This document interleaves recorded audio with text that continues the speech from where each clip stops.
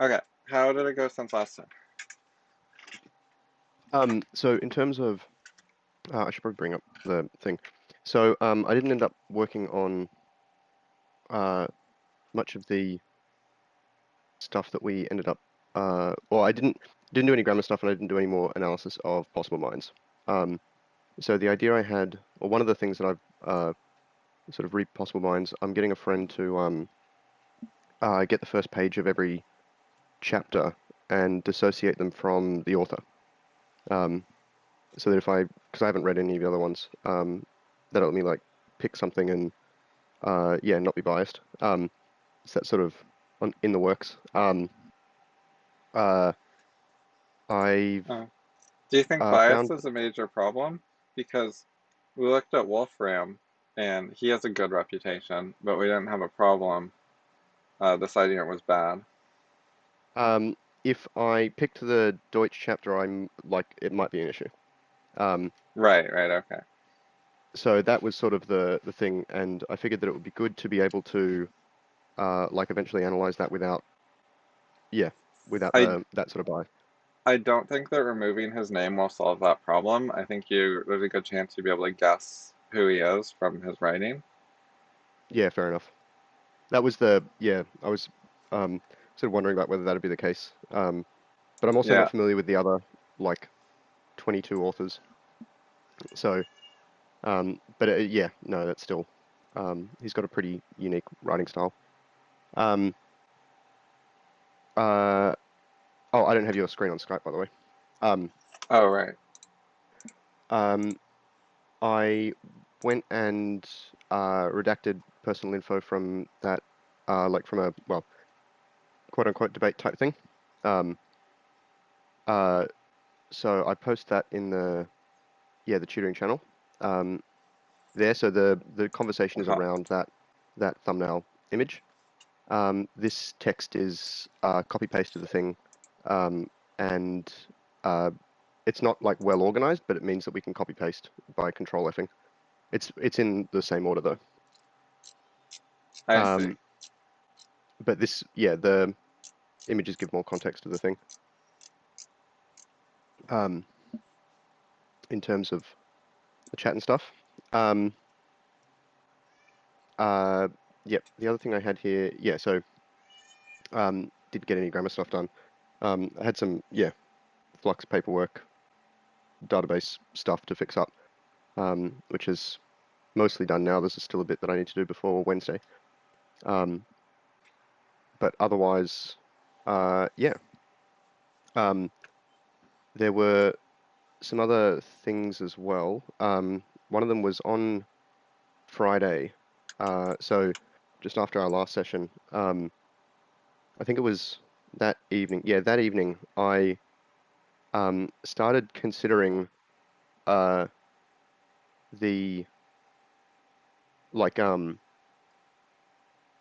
the early stages of like meta planning around like having a child, and then whether I ever wanted to do that and what I'd need to do before then.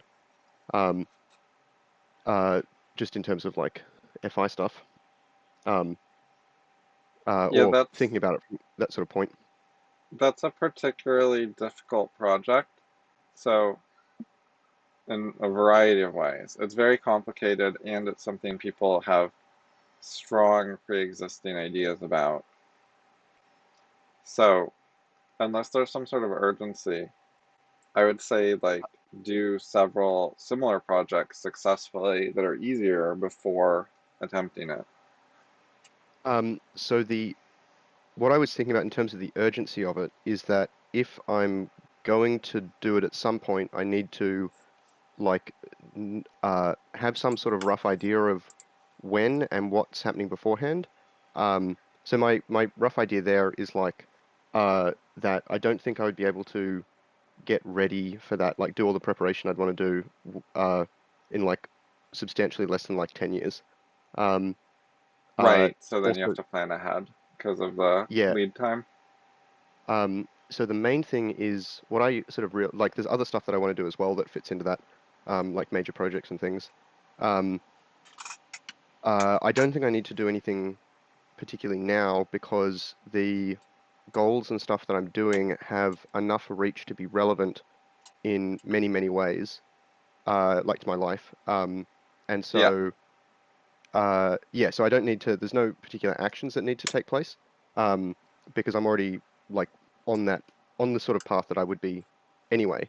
But it was mostly just about like, yeah, if it's 10 years, then I'd be nearly 40 by that time. And obviously, uh, yeah, um, with a long lead time like that, it's sort of, you don't want to leave it too late as such. So, yeah, yeah, so there's no actual, yeah, particular problems or things, but that was one of the things that I was thinking about a bit. Um, yeah, I think that's most of things between last session and this session.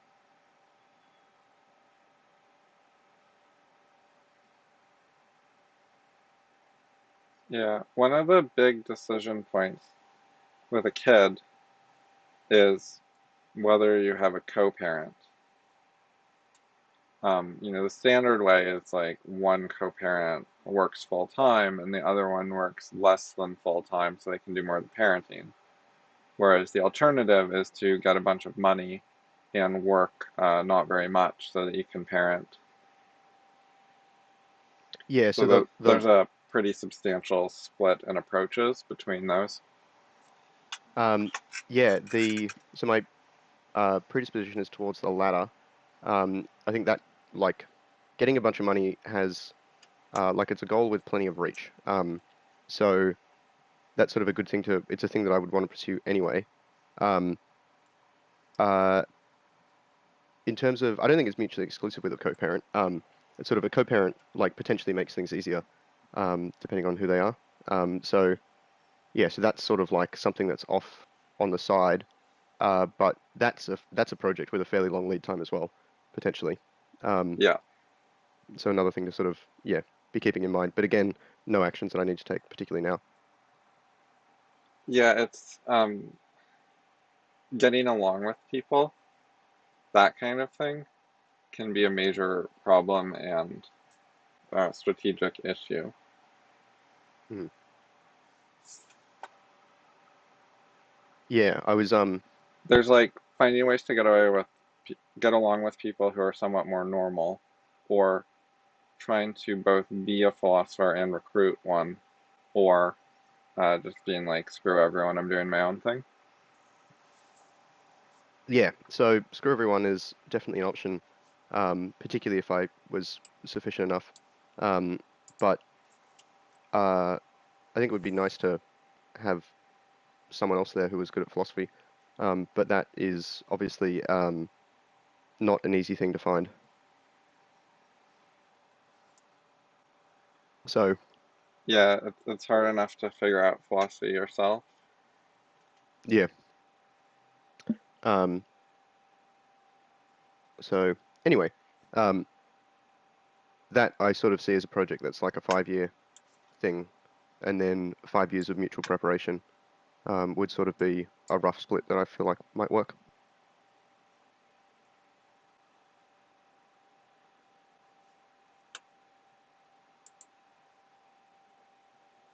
Okay, so you want to look over the debate thing? Yep, that sounds good. Um, Okay, did you do any analysis yet, or just prepare it?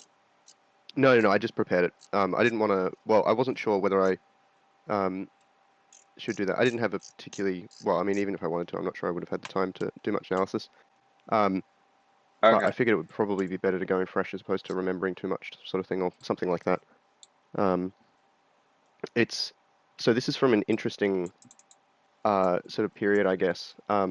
Actually referenced in there's one of the slides I say, sorry, I got distracted by a philosophy live stream, which I think was one of your tutoring internet rules videos.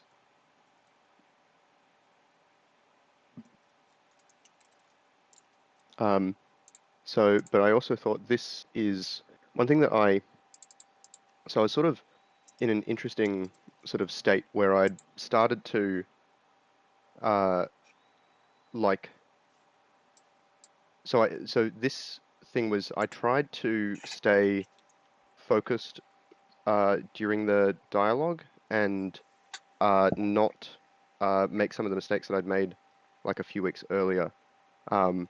So I'm not quite sure how happy I am with my sort of like contribution to the dialogue, but I thought it would be, yeah, probably interesting or poignant. Poignant. I'm not sure I'm using that word right, but Okay, so this person is yeah, no, not questioning that poignant. coronavirus is a pandemic. So we want to make a tree as we go along. So yeah, the first node should summarize in one sentence or less the initial claim or statement. Make sense? Yeah. Okay. So as the root, right? That feels like. Well, oh well, no. I guess I it doesn't just matter. threw a title node on top, but yeah, I mean it's essentially the root. This is just a label. It doesn't matter that much.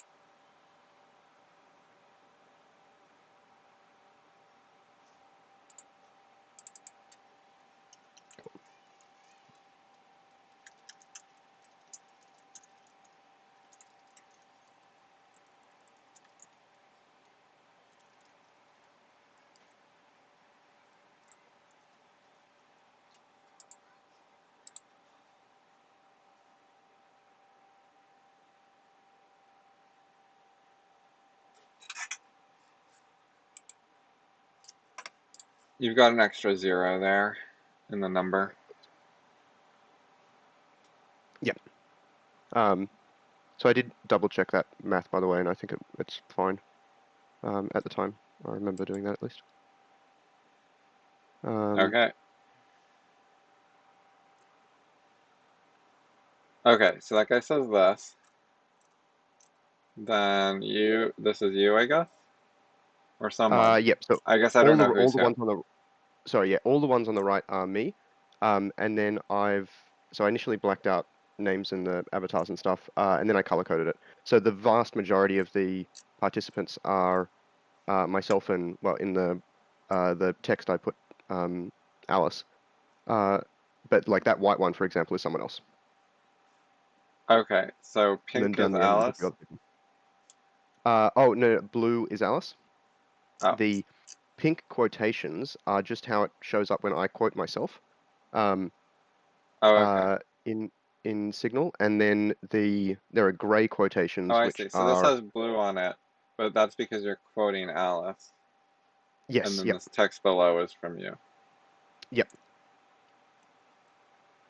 Okay, so Alice doubts the pandemic, and then this stuff I guess is irrelevant. Yeah, it's from a politics chat room essentially. So there's other stuff about politics there. They're Okay. generally generally right leaning as well. Okay, so we have the satire question. Satire.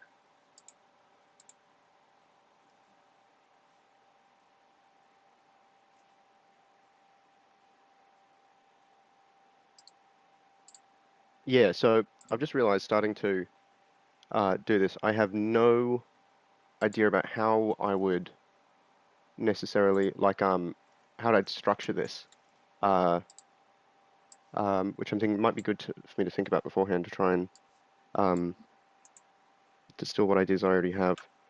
So, like, we could Yep. have under the central sort of thing. Um, I mean, there's going to be a whole bunch of questions that come off. There might be more broad questions as well. So the broad questions can go like horizontally across. I'll see if I can. Um, I'll make this bigger because I'm not using it's on the other side. And then if we have like questions down here, obviously answers like go there, and then uh, child questions. Um,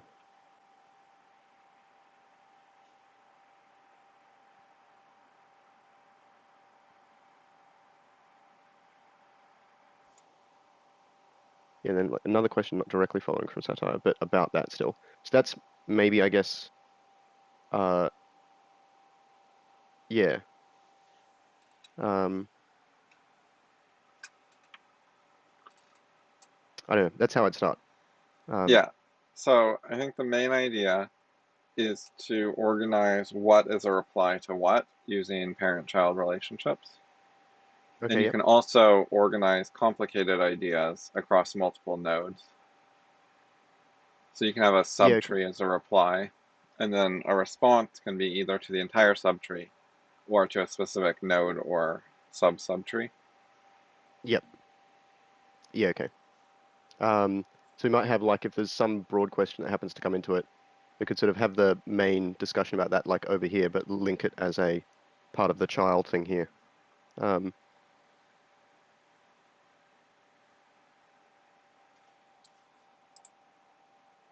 Um, or a separate tree. That doesn't really matter. Okay, so now we have this response.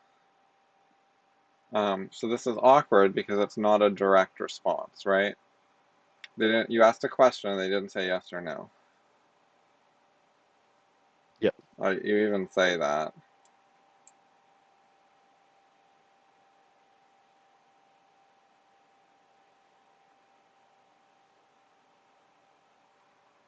So you have trouble getting a direct response. We can take it as a direct response, which I think would be reasonable. Like I think they're implying that it's not satire, right?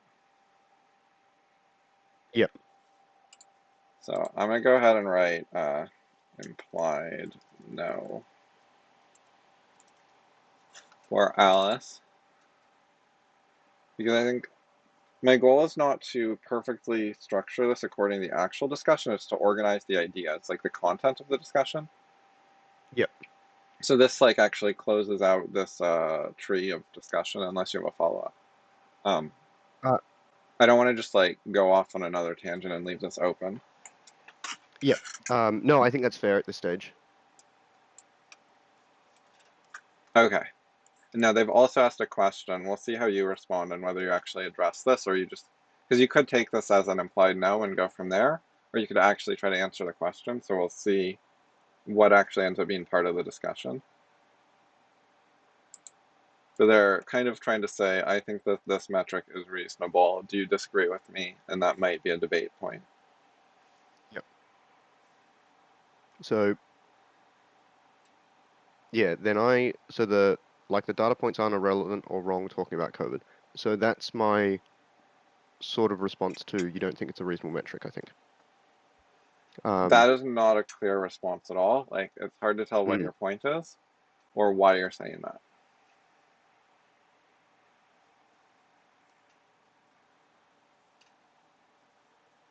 Okay, you're presuming not satire.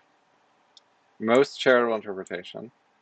Okay, so that is an aggressive starting point, especially once they've already suggested that it was not satire. So when you say something like this, you're suggesting the other side is unreasonable. Like, you were joking is the best interpretation I can come up with, means if you weren't joking, you're being really dumb, yep. basically. Uh, so Oh yeah, this I'm is sort of more explicit. um, so I'm sort of making a comment on the general idea of like I'm sort of replying to my own question a bit, right? In terms of the set, I'm adding more detail to that point or to that node.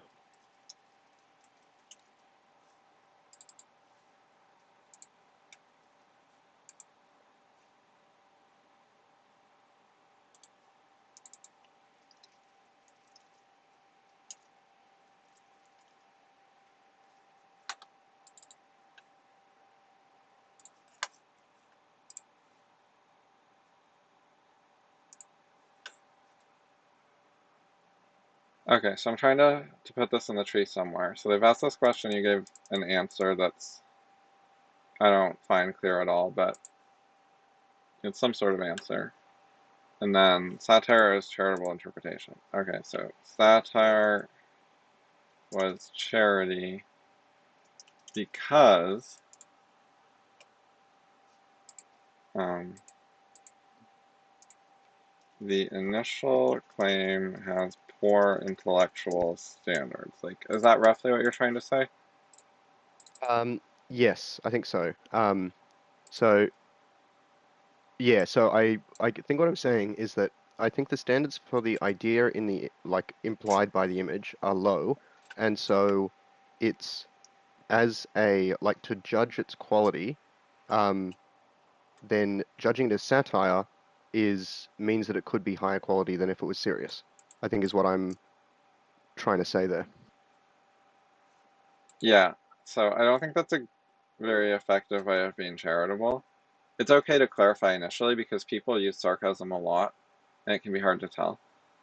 So like asking once I think is fine. But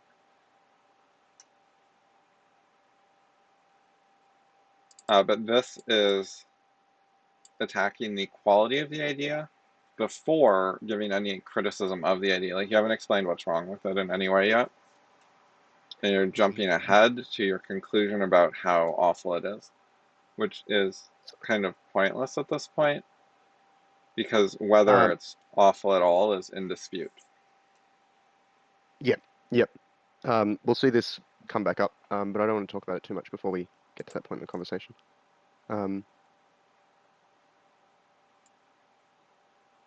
so I am definitely like going on a bit of an offensive. Yeah, before uh, really, there's not. I don't think that this is useful communication that's going to help either party so far because you haven't said what your problem with it is, and you're raising other extra stuff. This stuff is a tangent. Unless it gets responded to, I'm just gonna drop it. Yeah, I don't think that's Right, so this is more stuff about like what if you're right? What would that mean? So it's like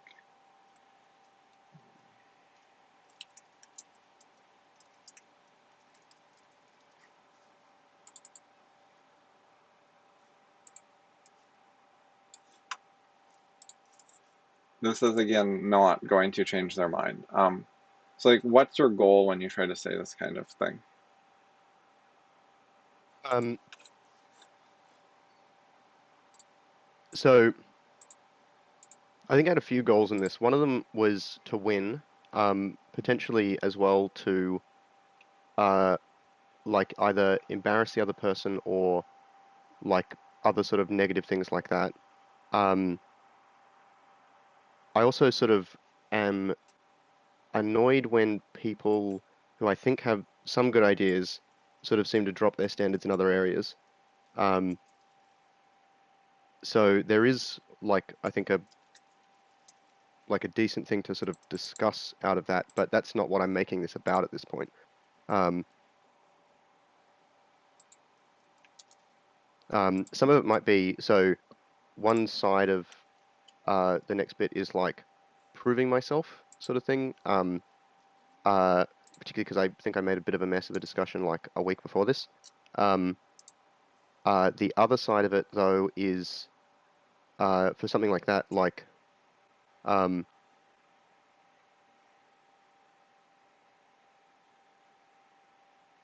yeah, I don't know. Not sure there is another side to that part particularly. Okay, so for these goals, I do not think that these are effective statements. These are not going to win the debate because they're not saying what's wrong with the initial idea. And for similar reasons, they're not going to do a good job of proving yourself or embarrassing the other person. They might embarrass the other person if they were more like socially calibrated so that the audience would think you had made good arguments when you hadn't, but I don't think they're designed for that. So I do produce a list of things that I think are wrong with it later on. But as part of maybe like some of the social stuff, I uh, like I sort of try to. So what I end up doing is saying I have a list, but I want to know what you think is wrong with it, type thing, and I try and force that point. Um, uh, getting Alice to admit at one point. They say. like I don't think it has problems or something like that. So it sounds like you're sort of trying to establish goalposts, but most of these statements are not really directly asking for goalposts. Like, you could do it more directly if you wrote something like, I disagree. Do you want to debate it? If so, let's clarify what we disagree about and set goalposts. You know, if you write something like this, it's going to organize the discussion a lot more. And it's Yeah. not hostile, whereas the stuff you're saying is going to alienate the person, and then that's likely to ruin the discussion because they're now like really biased and trying to fight you. Yep.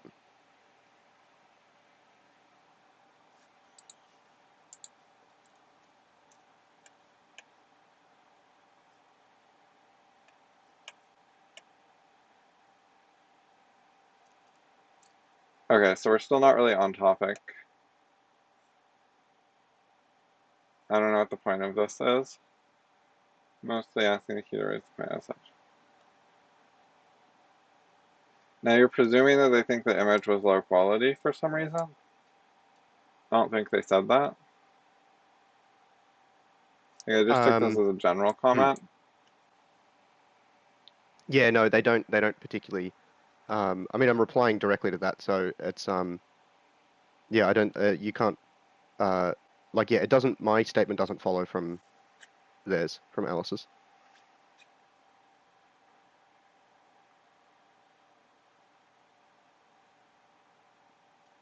So yeah, so my when I say how would I judge that quickly, I think I'm talking about the Yeah, quality of so their shares in general.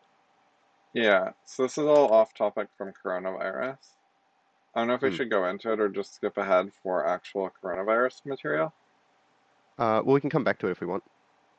Okay. Yeah, so like a lot of off topic. I'll add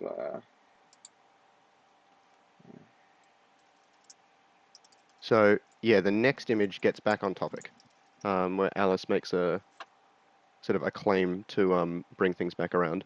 So in general, by the way, I find that like Alice is um, not using the word charitable in the same way I did before, but Alice is fairly charitable when it comes to this sort of stuff. Like they tend to be fairly forgiving of people acting like I was acting, sort of thing. yeah, a lot of people would give up by now. Okay, so they state their position and ask why you don't like it. So this is a good message right here. Like they think it's a good point. So It's fairly direct as well. yeah, so now we're back on topic.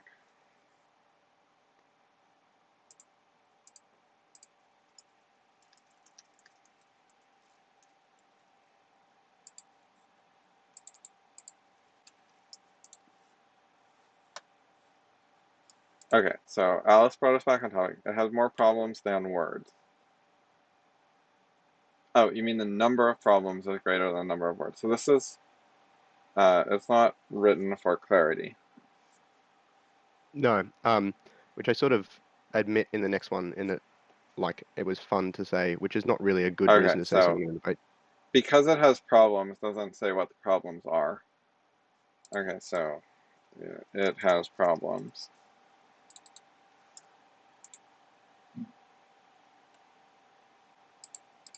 What problems do you think it has?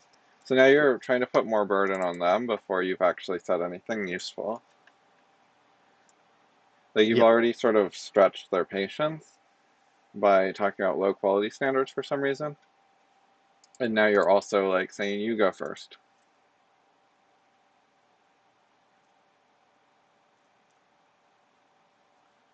So you ask them what the Yeah. problems are, but they're the ones saying it's good, so that's weird. Like you're sort of asking, do you want to make some disclaimer? You could say like, do you want to make some disclaimers before I start? Do you want to disown part of it before I criticize it? I think if you want to give them that opportunity. But this isn't like a really clear way of doing that. Like it seems like you're assuming that they have problems with it, even though they just said they think it's a good point. Yep. Um, Yeah, it also depends on how you're going to respond. Because, like, if you're going to respond to a particular detail, then you might want to, like, warn them that you're going to be picky and you're not arguing against the main point, and you want to find out if they actually agree with the detail that you're going to attack. On the other hand, if you're going to attack, like, the main idea, then you can reasonably expect they said they think it's a good point, they probably agree with the main idea. Like, you shouldn't run into a problem where they're like, oh no, I don't agree with that part, if you're attacking the main point.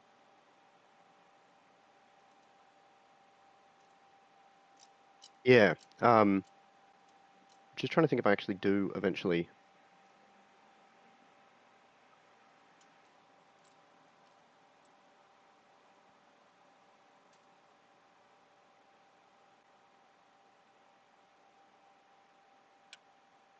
Um, I do think I end up attacking the main point of the image later on. Um, though I sort of have a bit of a scattershot approach, so I'm not sure if that's, potentially by chance There, or coincidence, rather.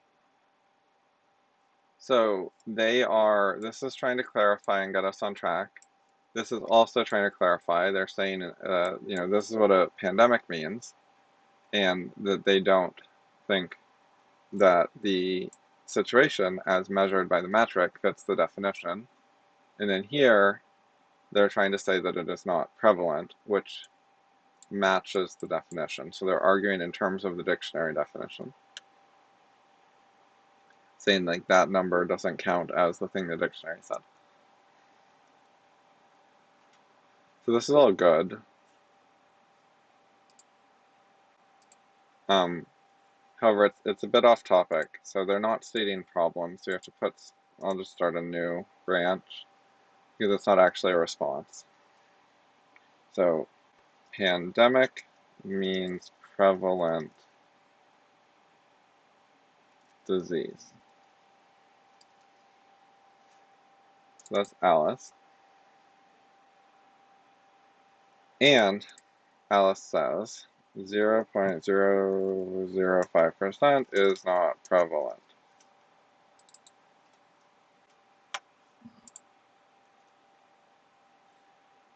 For your text, it's harder to get discussion nodes out of it right now. Like, were you responding to this is not adding a substantive statement to the tree. It's Oh, yeah. a side comment.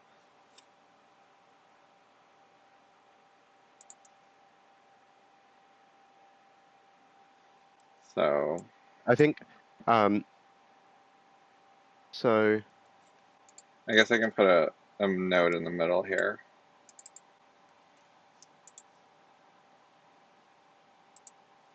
so I'm sort of like asking if they think that, like their message, or if Alice's message, if someone claims global pandemic, um, middle one there, like, is that something you think is a problem with the thing? But like Alice then replies, if the disease is only 0.005%, then it's not prevalent. So presumably, no, that's not a thing that they're listing as a problem. They're making that claim as to support their original thing. Yeah, they're trying to explain their position, which is a reasonable thing to do. You ask them for problems with their position, or problems with the graphic, I guess. But like starting by saying what their position is, seems to make sense. You still haven't told us what your position is, and you still don't want to. Philosophy, not virology. So you're trying to focus on this, but you don't add more explanation, and you got them to say more for some Um, reason.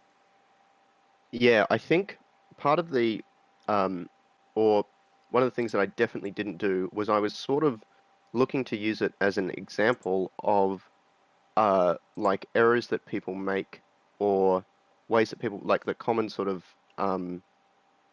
issues that people have sort of thinking about these issues, but I don't actually say that that's what I'm trying to do. It's not like I'm saying, I think this is bad, and I'd like to use it as an example of how like errors in thought creep into stuff and that can impact us, or that's significant in other ways, or whatever else. Um, it's sort of what I'm trying to Yeah, do, but I yeah, don't think you should be doing that. Meta discussion is in various ways trickier and more complicated than object discussion. So you should try to get object discussion correct first, and get more experience with that. And then when the auto discussion is when the object discussion is more on autopilot and you have more experience with it, then you can pick up on patterns in it and you start to have a reason to talk about those patterns. Yep. Um, so I think like the sort of the stuff going on in my mind, like why I wanted to do this to at all. Um, so besides the stuff we talked about earlier, is uh, so one of the ways that I've done learning things in the past is to like imitate behavior and try to figure out why someone would do certain things or things like that. So what I'm sort of like doing here, and I think doing a pretty bad job, is I've like observed like the way that you sometimes interact with people, and then I'm trying to like like come up with explanations for how you would do that, and then to like repeat the behavior. I think I'm making a mess of it, mind, but and then Yeah, that's probably not a good way to do it anyway. But that's sort of other what's going on in my head. people have done similar, and it usually doesn't work very well for them because they don't understand what I'm doing enough to do it. Um, yeah, I also think that they're doing it for a like as in there's social dynamics going on there and why people do it, as opposed to like just trying to do philosophy well and it being an emergent sort of thing that comes out of that. Um, there's sort of like if people like look up to you, then they want to imitate, if that makes sense. Yeah, so this person is doing a lot of basic things well so far. This is the kind of stuff they teach on Less Wrong. This is significantly above average. They're repeatedly trying to get back on track, explain their main point, summarize what's going on, etc. So this is an example of the kind of thing you could learn to do well, and that would improve your conversations. And then if you do this for a while and you get good at it, and then you run into recurring patterns of problems, then you could start looking for a higher level analysis or something. Yep.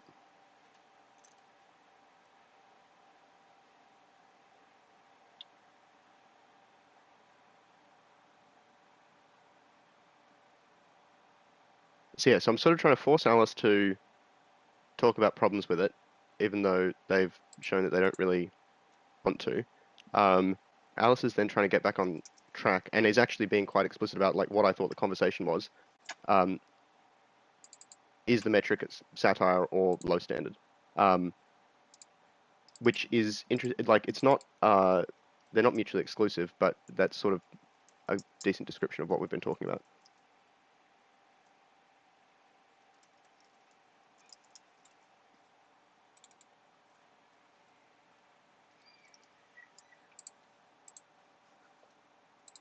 Then Alice is going more general after that, like at that point as well, in terms of talking about the point of whether it's a pandemic or whether we should call it that, and bringing in other stuff, other sources and ideas.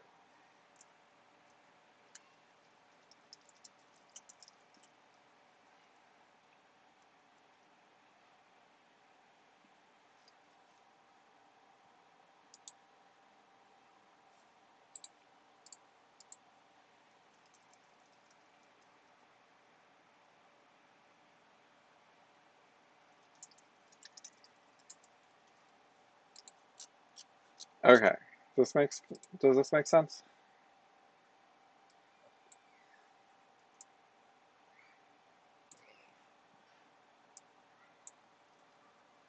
Yep.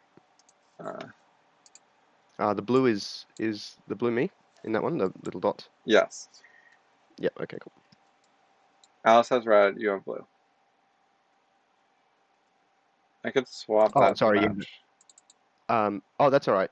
The what do you call it? Skype has a little like what do you call it? Preview thing that comes up over All the right, top that you're I now, yeah. I'll give you a different color. All right, you're orange, and Alice now has blue. Okay. Cool.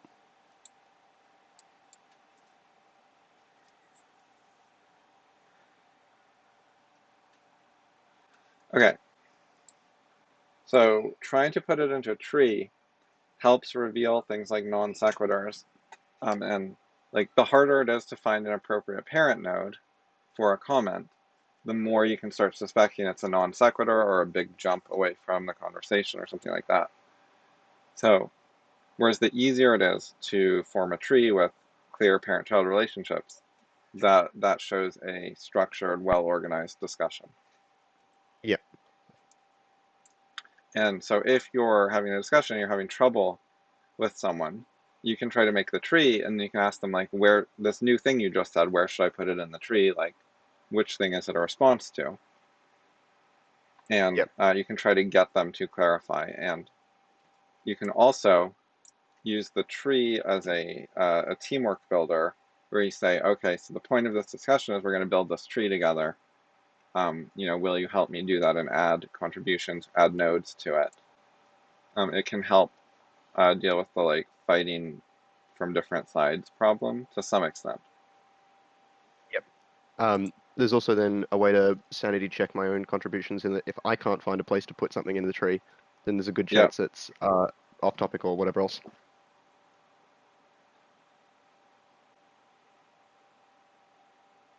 Okay, so talking about satire, don't answer your own question.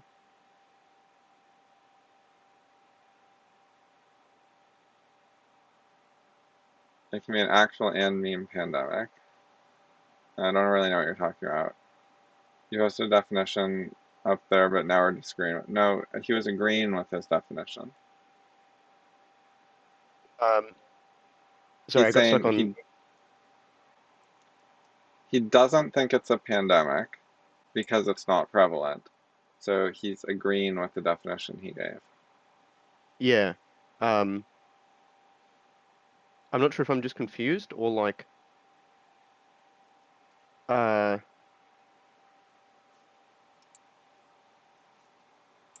what? Okay. So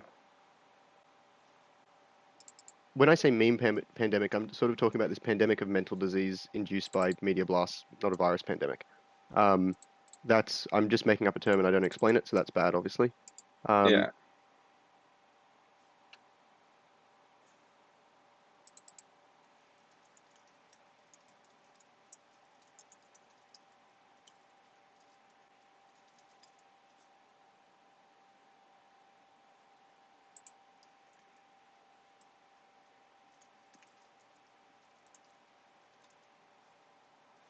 Okay, so then Alice comes back and tries to explain again, patiently.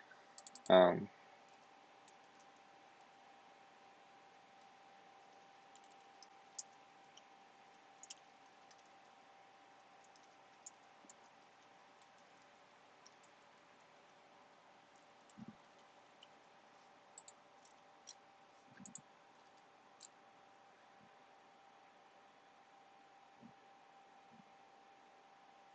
okay, so more off topic.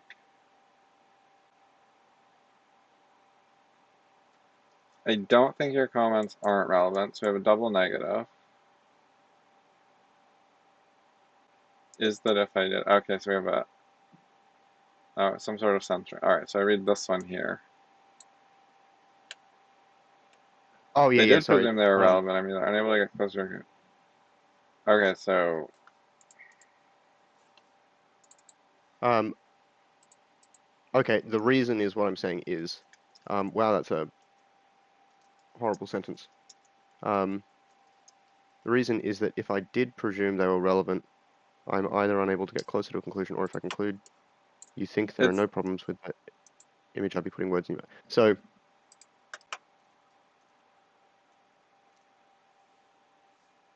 it seems like you're sort of jumping to a conclusion again, where you're set on this idea that the original image is really bad, and then you're using that as a premise.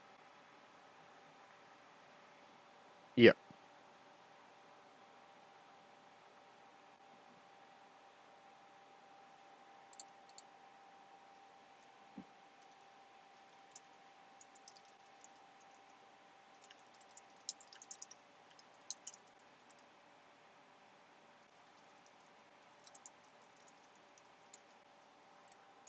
Okay, so Alice is trying to refocus again. This seems very reasonable to me. They've asked you what problems you think it has. So this is the key thing that you should have given at the very beginning that you still haven't given. Because they put out a thing, and then you said there's something wrong with it, and you still haven't said what's wrong with it after this whole thing. Yep. Yep. So we're really basically, you haven't answered the root node yet. Yes. Yeah. The actual, I mean, yeah. The reasons for my thinking that it's low quality or satire or whatever else is not. Yeah, I've avoided giving that. I think I'm trying to be tricky to like not let anyone else, like if I produce a list of, I think there's like, I don't know, 8 things on the list or something, when I eventually do, to not have that impact the, like I'm sort of trying to force Alice to say like either I think it has no problems or these are some problems. Um, and that I don't want to let Alice use any of my things that I say, so I try not to say them. Does You're, that, yeah, yeah, you're trying to back her into a corner and set it up, and yeah, you do not have adequate control over discussions, like ability to manage what's going on in order to do that. So it's definitely not helping. You should content yourself. You don't need to back people into a corner. You should content yourself with trying to win the main point. They've expressed that they agree with the main idea of the image. So you should just respond to that. And you don't yeah, need to give all your arguments. If you're worried about like telling them a bunch of stuff and they'll pretend they already know it, just don't tell them all your points. Just tell them like 1 to 3 main points. And yeah, then if they say, okay, you're right, and then start making excuses, you can say, okay, well, I also have some more detailed points. Do you have any? But I'll let you go first. Like at that point, if they're already backpedaling, it makes more sense to ask them to go first. But you yep. haven't gotten any sort of edge yet.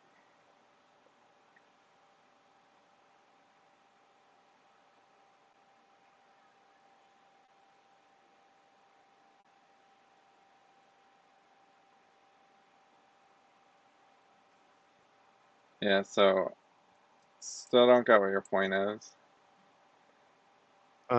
Yeah. And Way too much meta and just not putting up your actual arguments. Suspense is killing me. Oh, you even got 0 problems out of them. Okay.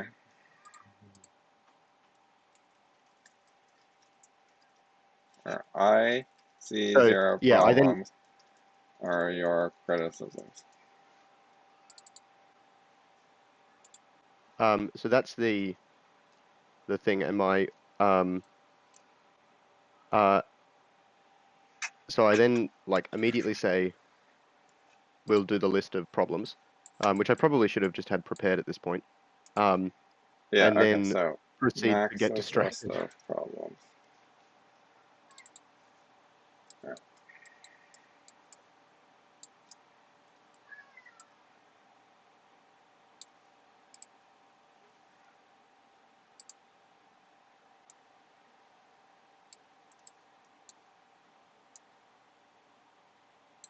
Okay, there we go. So I'm going to put the problem list over here, but have a link because it came from here. We finally got to Yep. list of problems.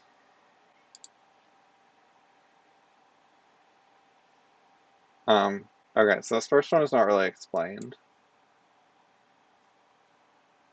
Death's unrelated. Not explained enough to follow what the claim is.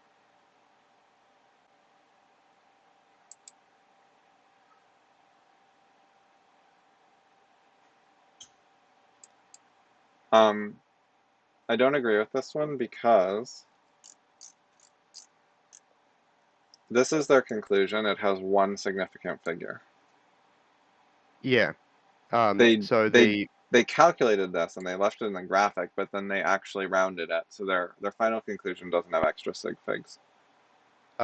Yeah, they've rounded it correctly as well. I've got no problems with the maths. Um,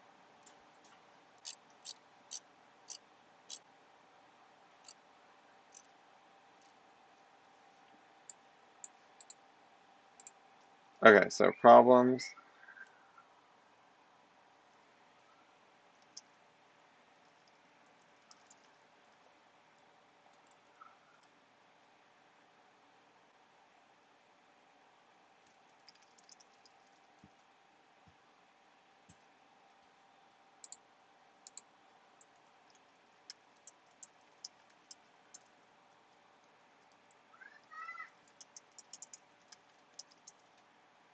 Um,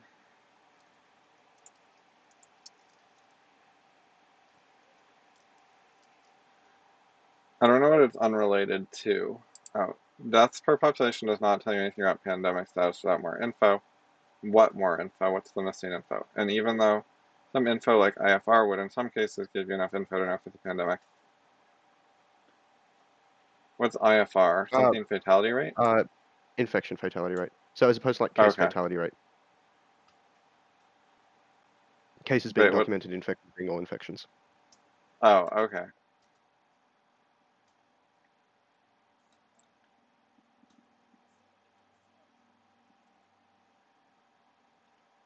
Okay, so, um, too many figs. No site.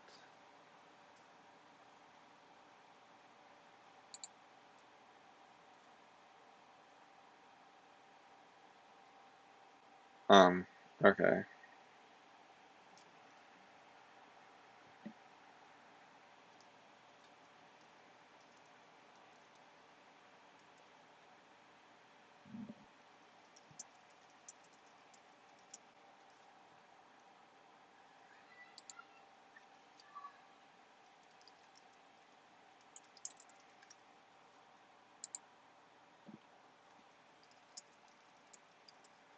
Alright, now this one here is the one I thought of when I first saw it, primarily. I think this is important. You can say, if people are making major changes on a global scale to their behavior because of it, and if they didn't do that, there'd be a lot more cases. I also think looking at deaths is a bit misleading because a lot of people get sick but don't die. The number of sick people seems like a better way to look at prevalence. Yeah, so I don't think I explicitly say that, but that's what like when I say like deaths unrelated, um, that's sort of part of the point that I mean I'm trying to criticize it a bit more.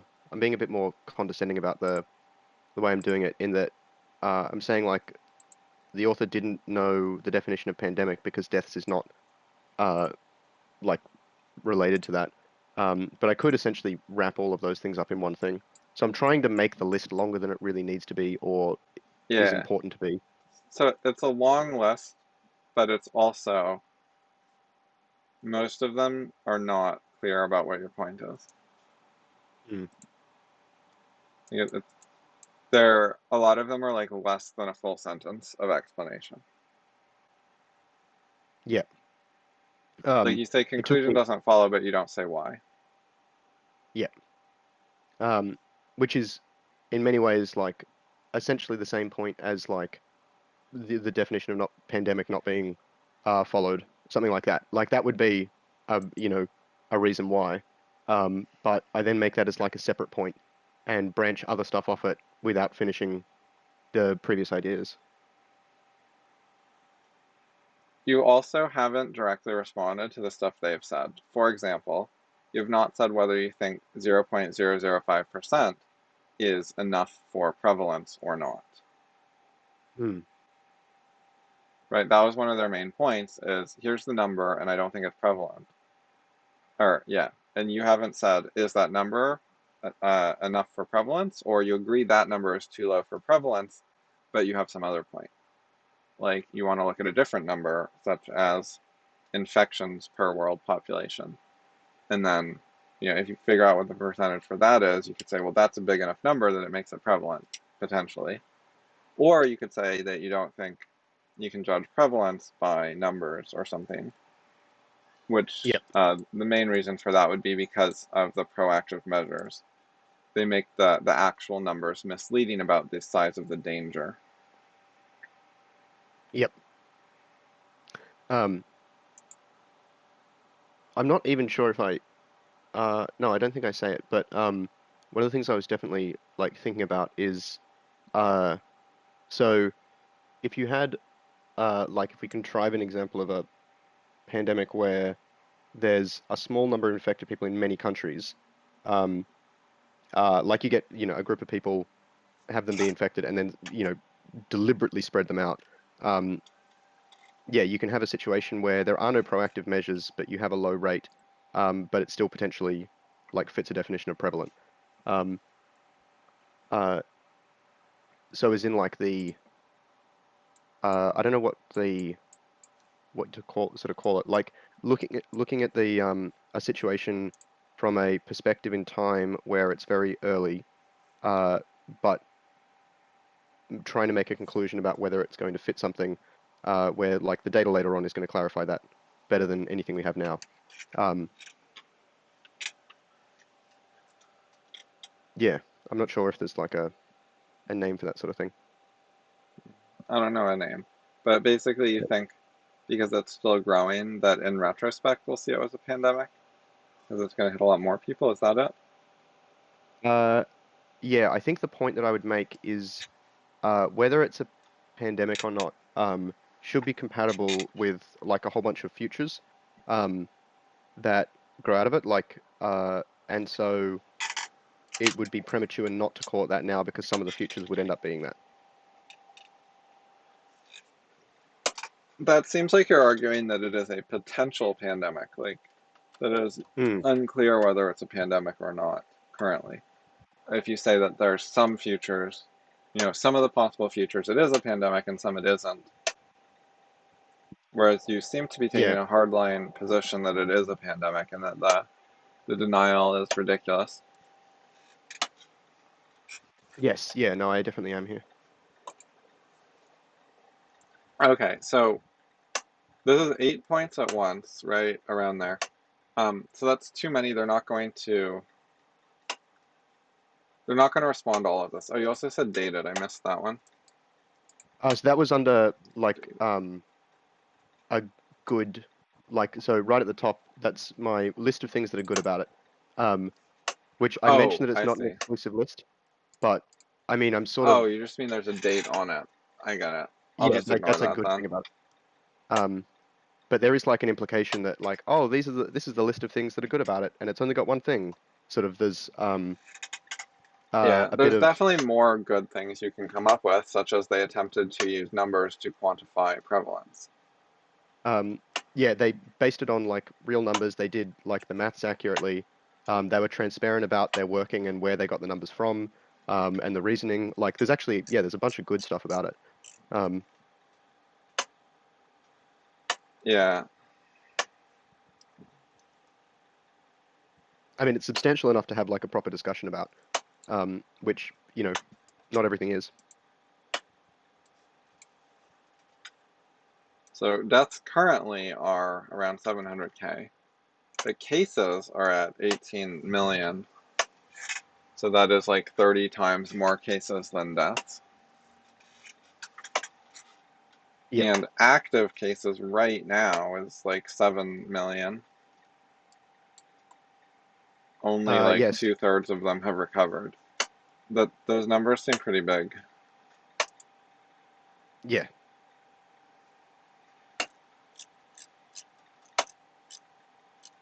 Okay, yeah, so it's too many things at once. None of them are explained enough, so it's going to be hard to get a serious debate about any particular point.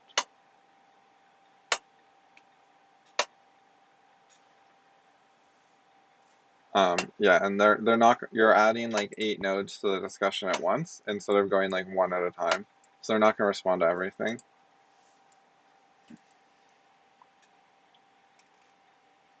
I don't think there's I think that's the Oh, there's two more sort of bits, but some of It's that is oh yeah, no, no, sorry, go on. like imagine you're playing a board game with someone, like chess, where you go back and forth playing moves, which models an argument a little bit. Like it's a competition, it's a struggle. You've got a strategy, you're making attacks against each other, etc. But then you just play 8 moves in a row. Yeah. It comes off as unfair and overwhelming. And then you're like, okay, your turn. You can play 8 moves. And they're like, I don't want to deal with 8 moves at once. I just wanted to play 1 move at a time. Like it's asking, like if turns are going to be play 8 moves at once, every turn is like a big effort.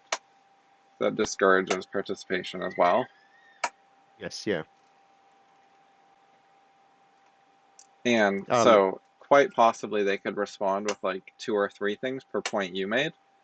And then it's going to spiral out of control because then they'll have like 20 replies to you. And then if you yeah. go through every single one and reply, you're gonna have like more than 20 replies and so on. Um, yeah, a good way to like, do I want to have to make 20 replies next? Probably not. Um, so doing this is, yeah, it's sort of the only way that I like, win this sort of thing is uh like if the other person gives up, as opposed to if we actually tried to do things like fairly. Um, uh, yeah, I sort of feel like I'm being a bit underhanded here. Uh, but if we did things fairly, then like winning under those circumstances is hollow anyway. Like, what would be the point of that? So yeah, there's a lot of bad things about that. Yeah, so this is a well-known tactic. Yeah, so again, it's important to get more experience with fairly standard rationality techniques and get those on autopilot, things that you're practiced at, before you try to do fancy stuff.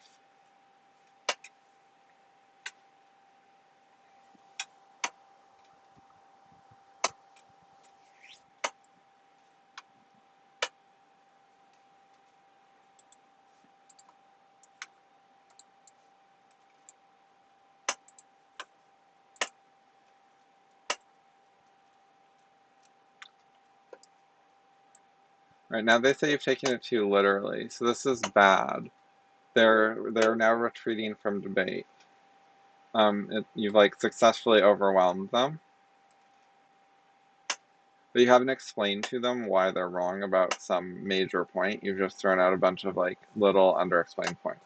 So you haven't given them a way to change their mind. Like if they were gonna say you're right, they wouldn't know what to do with that. They wouldn't know what should I now believe, why should I believe it, what mistake did I make. They haven't gotten any sort of guidance on how to post-mortem their thought process, or what to change to, or how to change. So they say it's not perfect.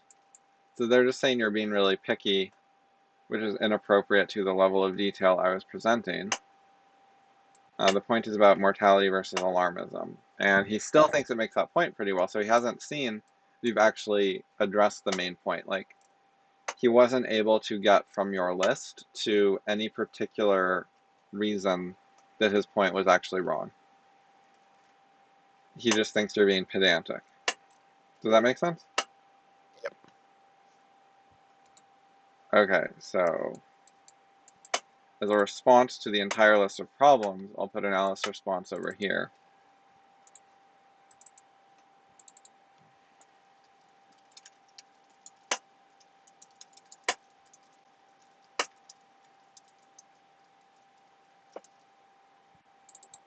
Pedantic.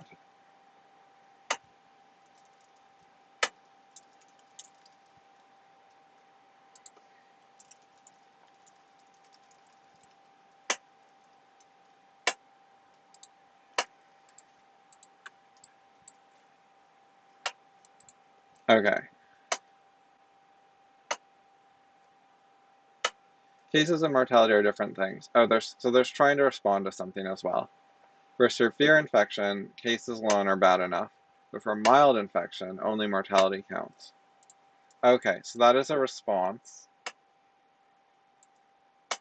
I guess I'll put it here. Yeah.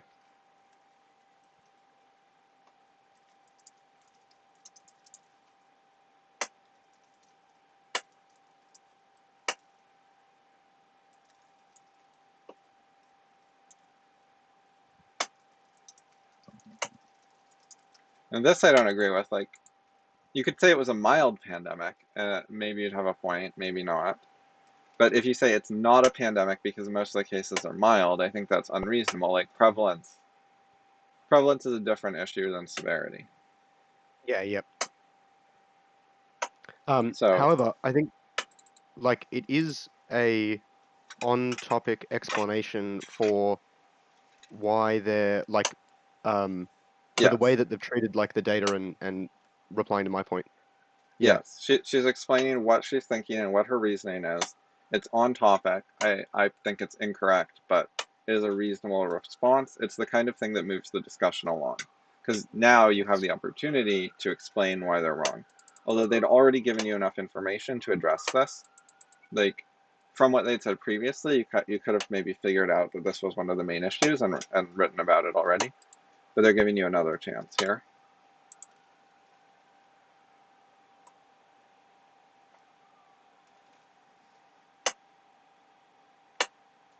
Okay, so we're through this part. No, I've analyzed it. We could do. I don't know what you're saying no to. That's my first issue. It's hard to tell what the parent is of no, because they said multiple things.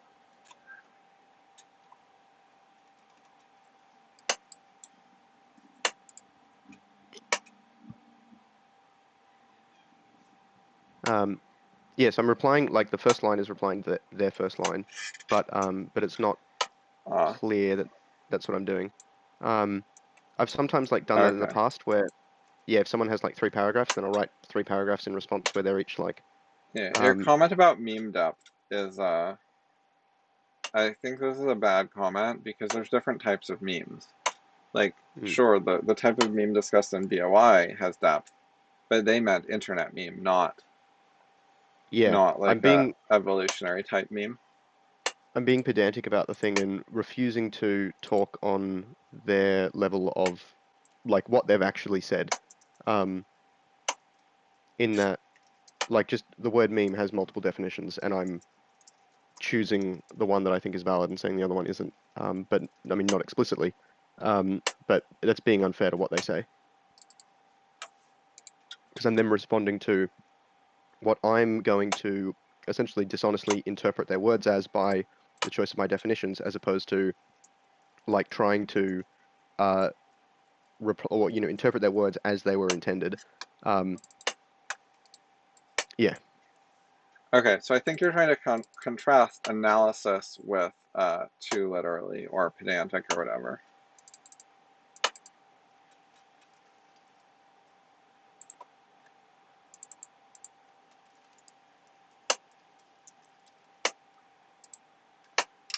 Yeah, I think this is a fair characterization of what you're trying to say. Does that seem right?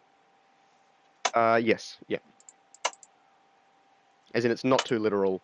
This is just how we should analyze it, or whatever else. Yeah.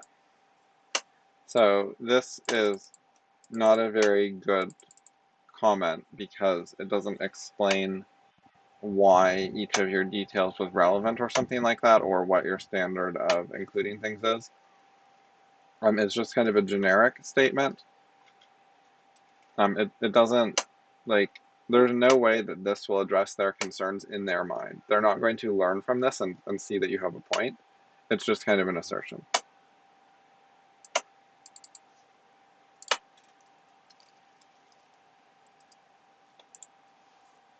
So, and then um, in terms of I quote like what they said, and then I'm sort of, I mean, it's not exactly like weasel words type thing, but I'm, uh,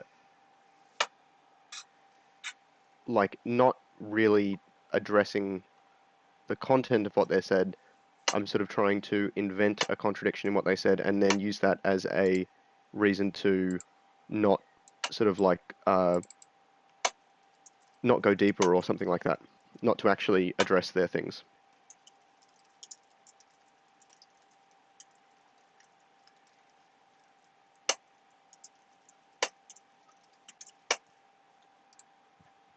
So yeah, I find your 2 points made at the same time don't work together because this one is saying kind of you're just doing proper rational analysis, you're not splitting hairs.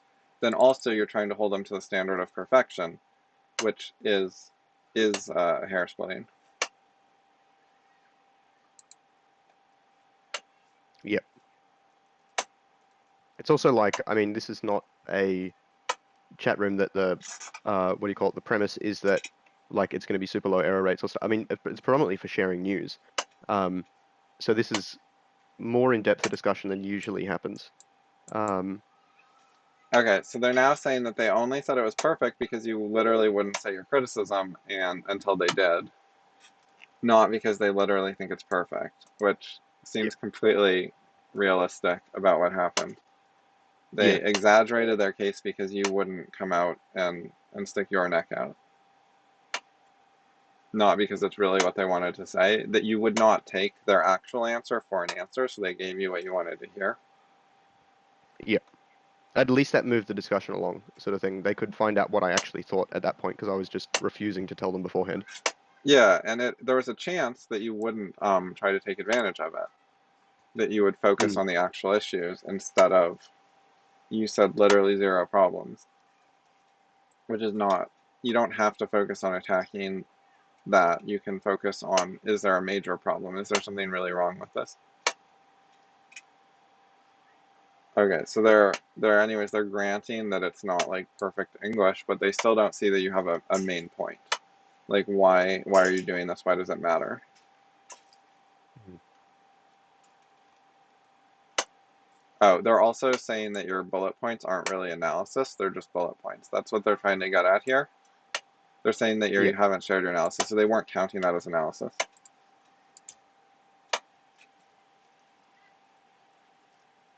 Well, oh no, I'm not sure about. So I think that's true for like Alice does think that, but I'm not sure that's what that sentence says. Oh, Like it's sort of implied by you say you've analyzed it, but it took you, or maybe I'm just reading it wrong, but it took a long time still to not share your analysis. Um, right, so they're oh no, saying no, you maybe they still are. haven't shared it. Yeah, yeah. So they're saying that like maybe there's analysis that you've done, but that's yeah, no, no. So that doesn't count as analysis. Um, yeah, they're contrasting the fact that I've said I've analyzed it with but I mean because the took is in like the past tense, that's a bit hard to sort of parse, but I think that's yeah.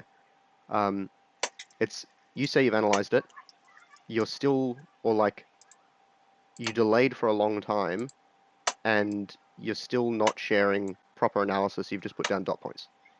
I think are Yeah. the things they're trying to say that. Yeah, yeah, okay, cool. Which I think is fair. Like, um, I haven't really offered any proper analysis. I mean, I didn't offer complete sentences for most of those things. Um,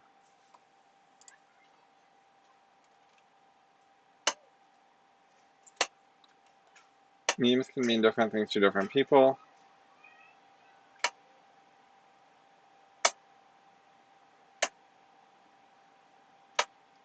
Yeah, this is actually, I mean, this isn't explained very well, but I think they're saying that you're using the word meme in a different way than they are. yeah.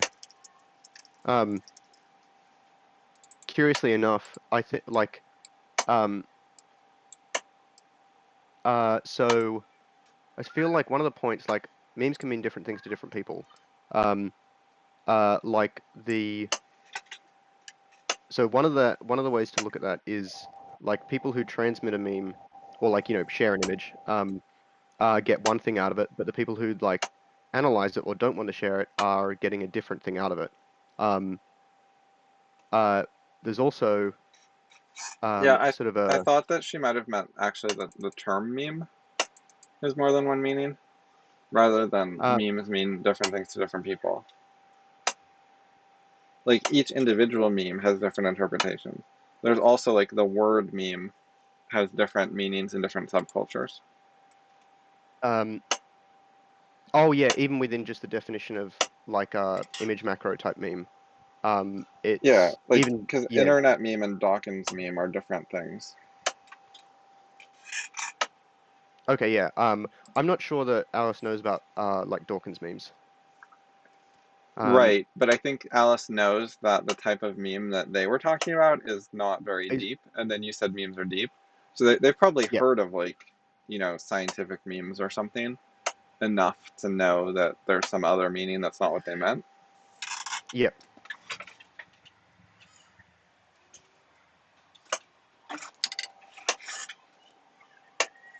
yeah. So I Okay, think the second sentence sort of clarifies it by like the unless you've learnt the symbol's ambiguous meanings in each tribal group. So like essentially you can't like analyze something in full, particularly things like that, unless you know all of the interpretations that people are going to make for the various like symbolic elements across, things. So if you don't like in one way to interpret that is just saying like if you don't understand what I'm seeing in it, then how are you going to effectively criticize or like change my mind type thing on or maybe that's a conclusion, so she's not directly saying that, but that's sort of like a thing that seems like it comes out of that.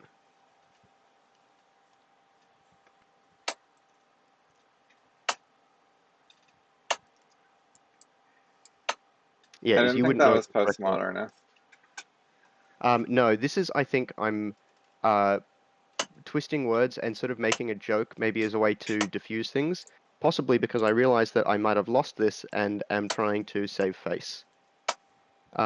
Or like lead into that would be one of the interpretations.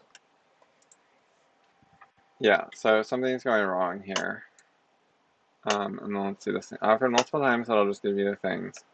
Well, they were trying to get them from you, but they didn't explicitly ask for them in.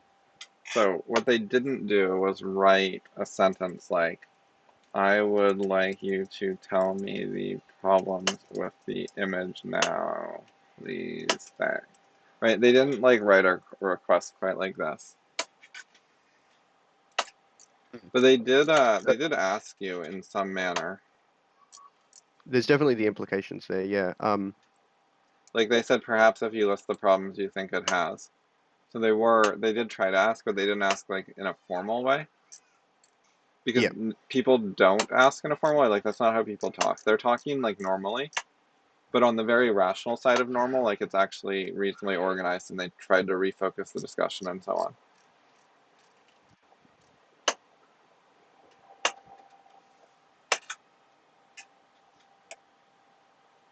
I'm still trying to like attack them a bit here as well.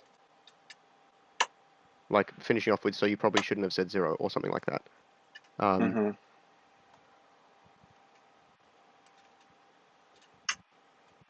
so then 2 hours Right. later, I come back. So you wanted something from them, and it wasn't that important.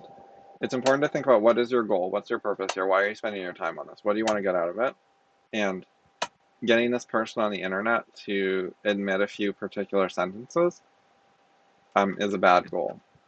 It's a It's pretty overly stupid goal, yeah. personalized. It's not going to help you. You're not going to learn something from it, and they're not going to learn something from it. And if neither Mm. side is learning, the audience in general is not going to be impressed either, unless maybe you do a bunch of charismatic stuff. Um, One thing Alice probably would learn from it is that it's not worthwhile engaging me in debate. Yes, that could be a conclusion. Okay, I think I misread you originally. Now you're making concessions. Mm.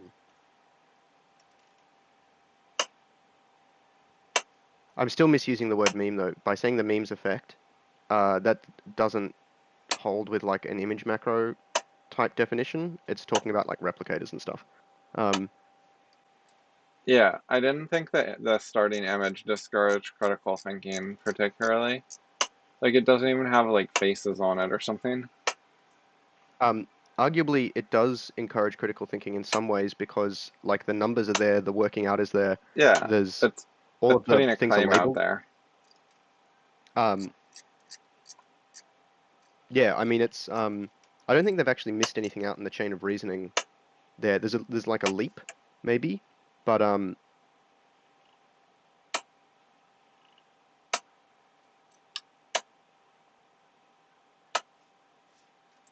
So you kind of gave up on the discussion here and were pretty unclear about it. Yeah.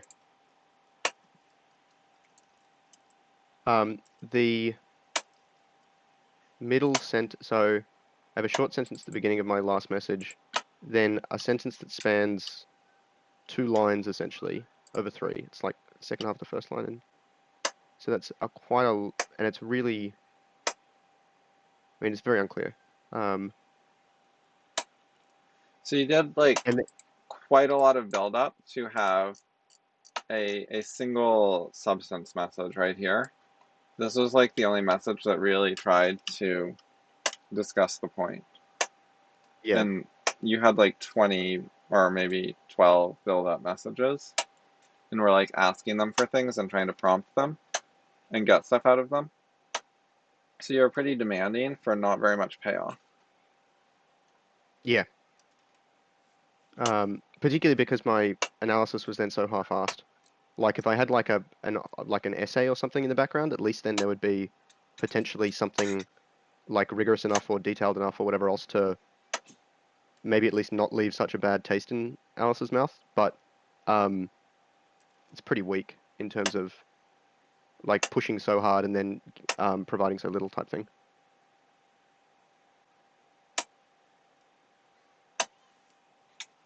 Yeah, This and then so one, this one is not a clear statement, but my best guess at what they mean is the global response to the so-called pandemic is large, extreme, serious, disruptive, etc., while the percent of the population that has died is small, so the response is disproportionate and unreasonable. So we should stop calling it a pandemic. That's like an excuse for this misbehavior. so that's the next morning, by the way. It was my last message was at like 10:30 p.m. and that's like 10 a.m. Um, so there's a fair time break there, but then the chat room goes back to normal essentially.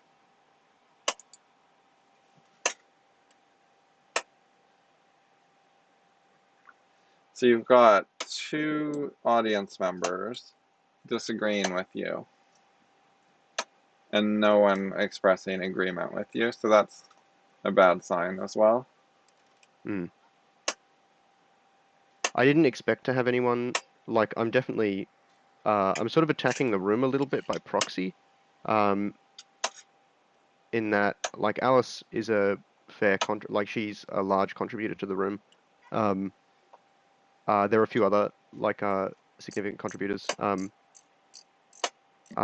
then I think I don't know, posted half a dozen times or something um, since that. Not contributing new stuff, but like little comments, and nothing that was like contentious. I've sort of like, uh, even though I haven't said it, I'm acting uh, like in the time fault. Well, actually, I guess pretty soon after this, like this is 19th of June. Um, I think what day was that? Um, it was like that was Friday, and then I think I got in touch with you about doing tutoring on Saturday or Sunday. Um, so it wasn't long after this that I sort of thought that I had significant problems. Um, yeah, and I think this probably uh, helped contribute to this. This wasn't like a key thing, but yeah. Yeah, a lot of issues here.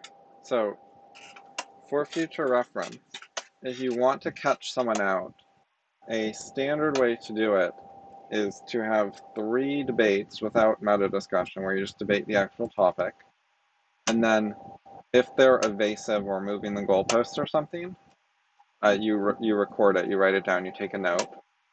And then when it happens the third time, you say, okay, you have a goalpost moving bias problem.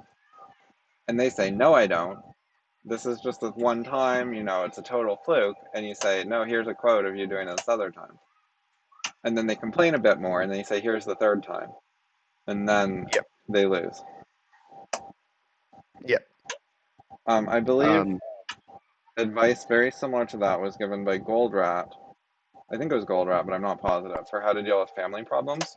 So, like, if you're living with someone and they're doing something that annoys you, you document it 2 times.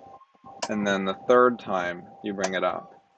That way, when they say it's not a big deal or whatever, you've got two previous examples. Maybe that was Jordan Peterson. I forget who gave that advice.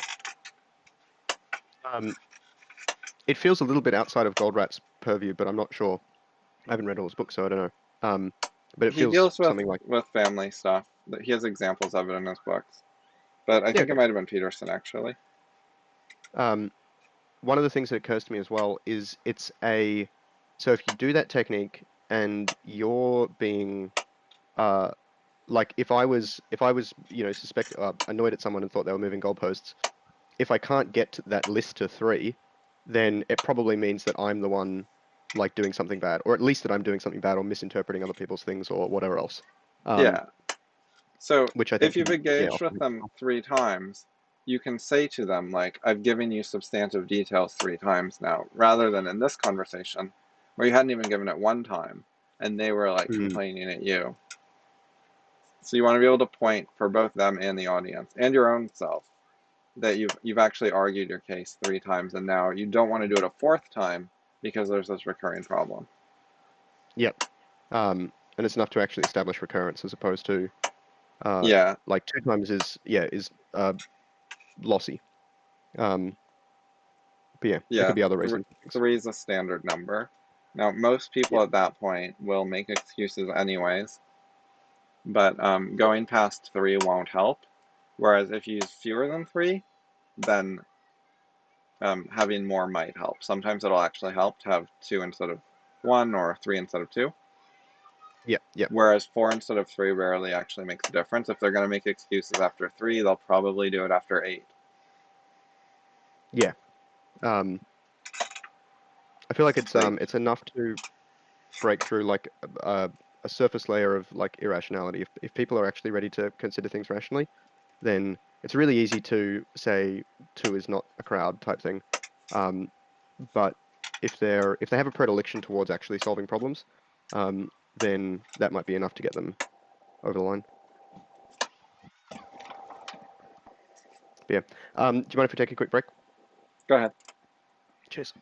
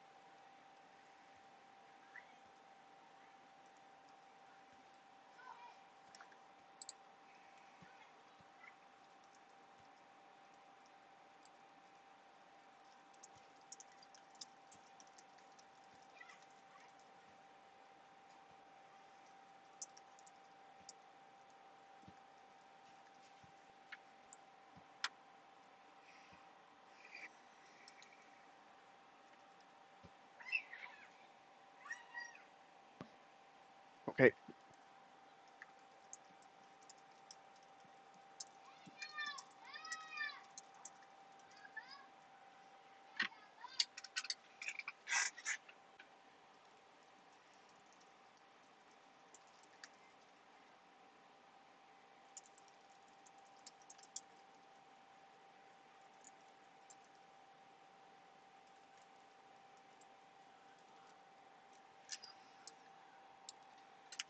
Okay, so a few tips for your next debate.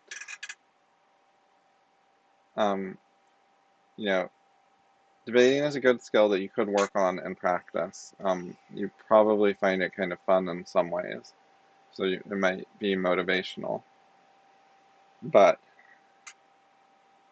yeah, and make object points.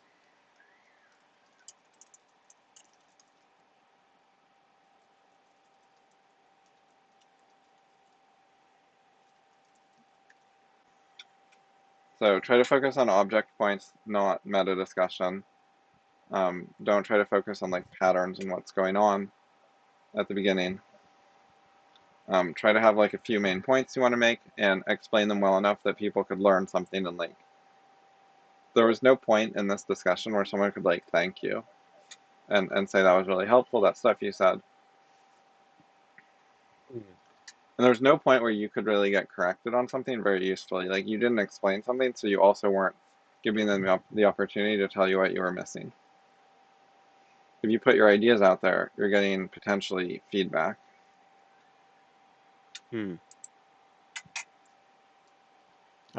Yeah, the only way that that probably would have happened is if Alice like explicitly asked, "Can you please elaborate on these?" And then I might have, but I also might not have. Um, yeah.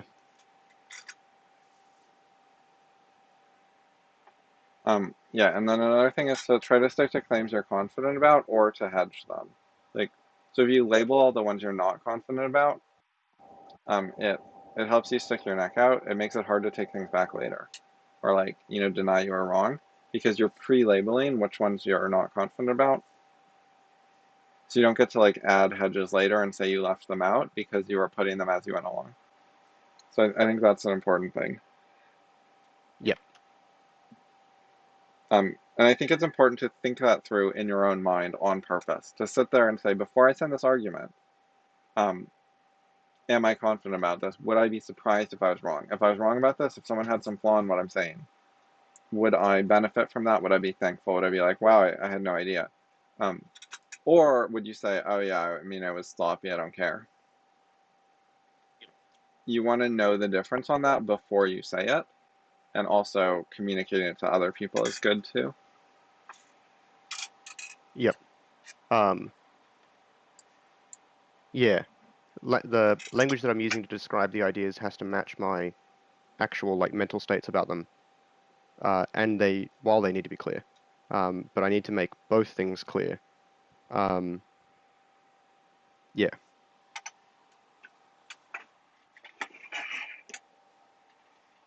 So yeah, also try to keep it pretty short because that's easier, simpler, harder to go wrong, etc. Keep the organizational structure simpler. It's easier to start there and work their way up later. I saw your FI post yesterday or today or something. It was like 20 sections, which Like is in reply to Anne, Anne? I think. Yeah. Yep. So It's that's sort of like it's continued really to. a lot. Hmm. So that's usually not a good idea. Um, you can have you can have sections where you make like detail points if you want, but you should maybe explicitly label like one, two, three main points, like main sections. Like these are the ones you want to focus on where you're trying to say something significant. And if you have a limited number of those, it keeps the discussion more organized and manageable. One thing I thought of as well with a thing like as I was replying to that, uh, I'm not sure if I actually did it in any of the parts, but like, ex so similar to sort of like the tree structure that we had before, when conversations sort of balloon like that, as they progress, whether it's valuable to explicitly say that these branches are resolved. Um, like sort of like I consider this like I have nothing more to add on this topic and I consider this branch resolved. Whether that's like actually useful or it feels a bit awkward to do to sort of like explicitly say that. But yeah.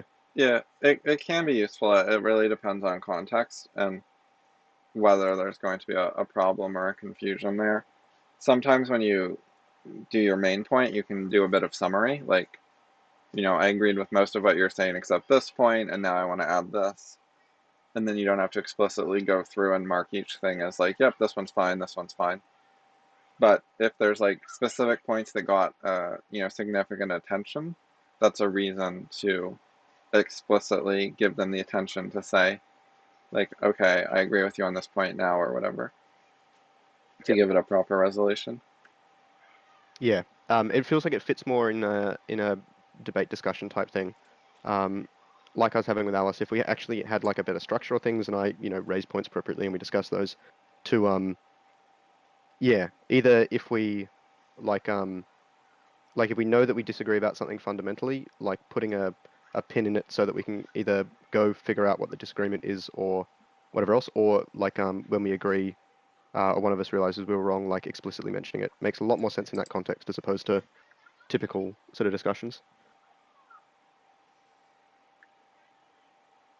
One thing that I did notice as well was now I'm not sure perhaps exactly why yet, or whether it's maybe I'm like lowering standards or something.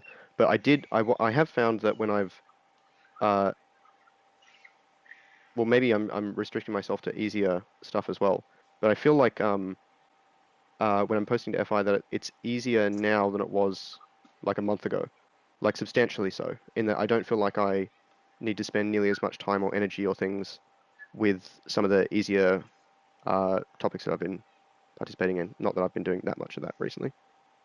Um, Yeah, but that's yeah, good. There could be a bunch of reasons for that. One is getting feeling more like a member of the community and being more accustomed to the norms makes it less of dealing with the scary unknown. You get more used um, to who the people are, so you know how to deal with them better. And like you get yeah. experience with, I did X in the past and it worked okay, so if I do X now, I don't need to worry about it very much. Um, I also feel like so my attitudes to I don't know, or my sense of like being in the group, it's felt, and I presume that a lot of people have something similar to this. Um, thinking about uh in the past, like um there was it felt very much like a hub and spoke sort of organization. Um, like the organization of people was like around you and hub and spoke focused. Um, and it feels more distributed now. As in one thing that I don't think that I did much in like 2017, 2018 was uh talking like just with other members of the group in a more casual way or in a sort of like some of the discussions I've had with Anne. Um, uh, yeah, it's anyway, so that's sort of changed, and I think that's changed because of my like I've lost some bad ideas around why I want to be there, sort of thing. Why I want to be here, I guess is the way to say it. Um, which I think is good. Like yeah. Um, I don't know. I feel quite different about the act of participating in things now. I don't know. It's difficult to describe. I don't know exactly how to describe it yet, but it's definitely feels better. Yeah, I've encouraged people to talk to each other for a long time. They did originally, like when I got there, all the existing discussions were between other people. It gradually, over time, centralized more around me for various reasons, including high activity rate and um, being basically David's proxy to the extent there was one, and he Yeah. faded out his participation. Yeah. They're definitely. I mean, sort of in uh. I mean, a little bit of this. I feel like it's has to do with your recent post to Subscribe Star, but uh, there's definitely like a demand for like attention and your attention that is not yeah, looking at like older, and particularly if you go way back, like at TCS or something like that, I feel like that's definitely changed. Yeah, I'm not sure over what period, but like old archives and stuff as well, it seems like there was um, a bit like it was more distributed. I'm thinking about like network diagrams and graphs and nodes and stuff and not finding the best words for it. Um, Yeah. When there's more of a mix of discussion, it's more efficient for me in a lot of ways because I have more selection of what to respond to and I can pick and choose where I have like leverage.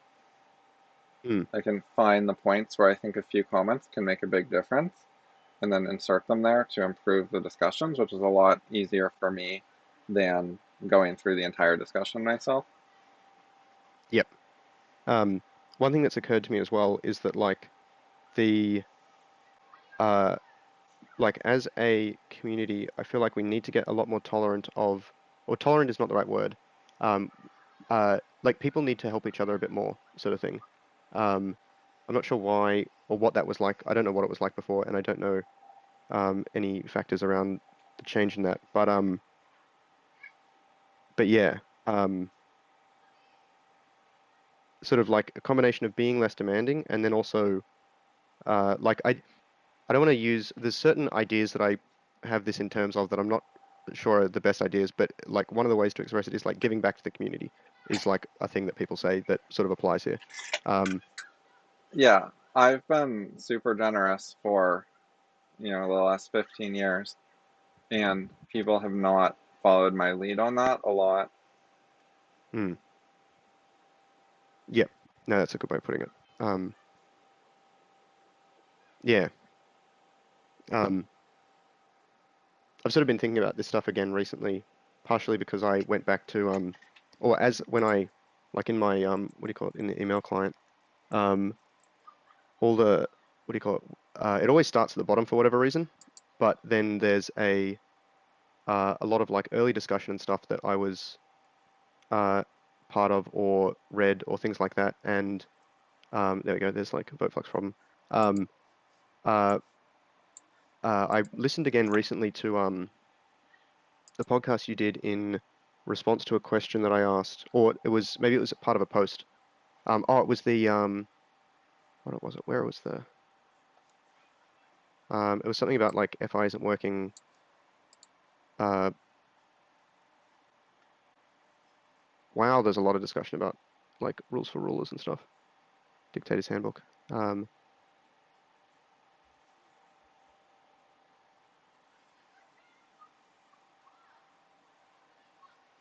anyway, yeah, so I've just been thinking about some of the stuff that I was thinking about then and like revisiting old either things that I posted or um, older content that I was involved in to some degree. Um,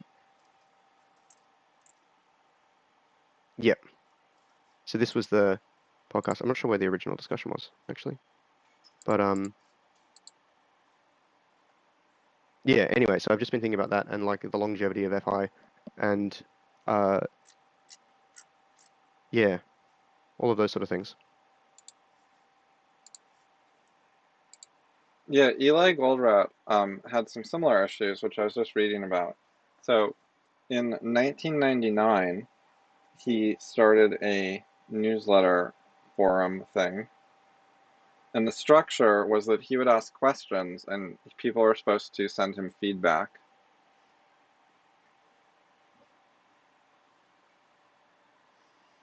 And he said from the beginning he was clear it was a two-way street, and people were not adequately engaged. So he put out a bunch of free content to forum members, and then did not get much back in return.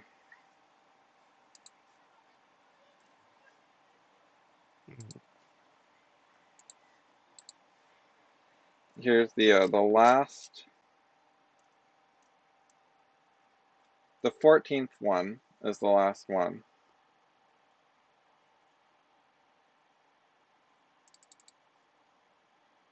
And he says the reason that he hopes that people noticed that there's a long gap between them. The reason for it is that in the previous letter, he asked people to do a specific action and almost nobody came forward. And he felt like he was wasting his time since from the beginning he thought it was supposed to be a two-way street. And then he tried again in this email, and then there were no more letters after this, so I guess it also did not work. But he asked people to respond saying that they read the emails. And that was one of his requests, and he wanted references about TOC and business. and he had trouble getting people to participate. And then here's number 9. He says, I have only one problem, not everyone contributed enough. And why is that a problem? Only because I personally don't believe in encouraging free lunches. At the same time, I hate to just cut people off. So FI has had, similar ongoing problems where I give out a lot of free content and people sometimes get the wrong idea due to free lunches. Like they feel like there's a variety of things. One is they feel like if they don't have to earn it, then it must be low value. And another is they feel like that's the default, which they can have for free in unlimited quantities whenever they want.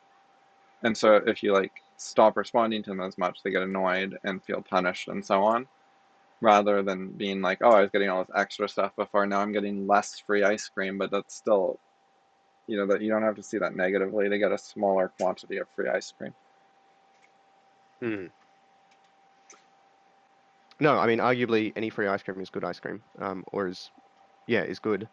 Um, it's well, yeah, I think people are, I mean, I sort of, know I had this issue in some ways as well, but when, yeah, people sort of get anchored to, um, like either an initial thing or if something's like, um, provided for a long time and then feel entitled to it and, yeah, get the negative feelings when it's taken away, um, stuff like that. I can sort of like, uh, I don't know, I both sympathize and empathize with like what not necessarily that I understand it, but with like what Goldratt's expressing here, in that he sort of like he's dedicated a lot of time and energy to things, and he's actually giving people an explicit like way to directly interact with him, which arguably is something that people wanted by going to the list. And then when he's trying to do Yeah. this in a organized or efficient way, they don't do it, um, which I Yeah. And imagine has to be really frustrating. he's already retired at this point, and he's just doing this to try to help the world and make it a better place, to help spread TOC so companies can be more efficient. Like, it's not really for personal gain, it's just like his hobby of improving stuff. Which sort of feels like it makes it all the more tragic. Um, Yeah.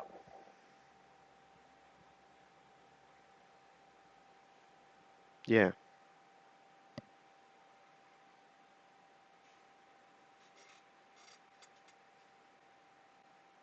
So Anyway, I don't know. it's Did TD? interesting to see his attempt at a forum long ago. Yeah. Do they have any like archives or things of the forum itself, or?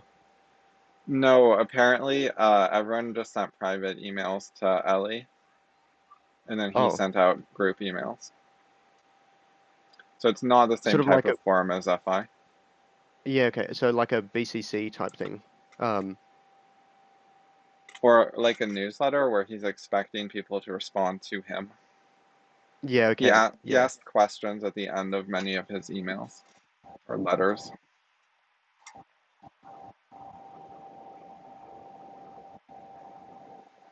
Yeah. Okay. That's interesting. So there's not. Yeah. Archive doesn't really mean the same thing.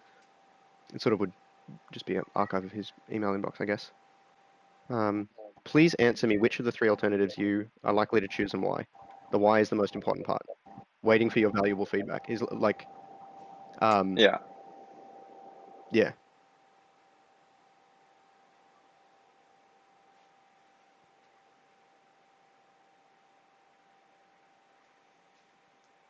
Yeah, he tried to reform the schools as well with TOC for education, but I think it was not very effective, and that I don't think he understood what was wrong with the schools enough. Because Yeah. Okay. So, I've looked at some of their material, like case studies, and I thought like this will never work. This isn't useful. Like the people doing the work would get results and think they were successful, and I would look at it and say like the kids didn't appreciate that. That from the kids' perspective, this was not a success. Like they'd give some advice about how to deal with bullies, and then the kid would say, "Great advice, thanks." And then the person would say, "Ooh, I've succeeded, like this is working." And kids will give positive feedback to make things go away because like they feel required to give positive feedback at some point. Like they have to sort of accept some sort of solution to please the authority. Yeah. No, I can see that.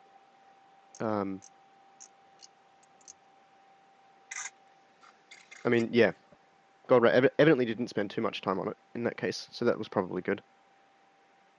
Um, Yeah, I mean, he talked with a lot of people via a lot of different methods. Like he went around giving presentations and stuff, and he was yeah. available quite a bit to people could email him and get actual responses, it seemed like. But which is a theme with Um, the best thinkers that they actually talk with people. yeah. One of the things that occurred to me as well is like in letter 7, he's talking about like 3-hour presentations. There's at least 4 occasions. They're free.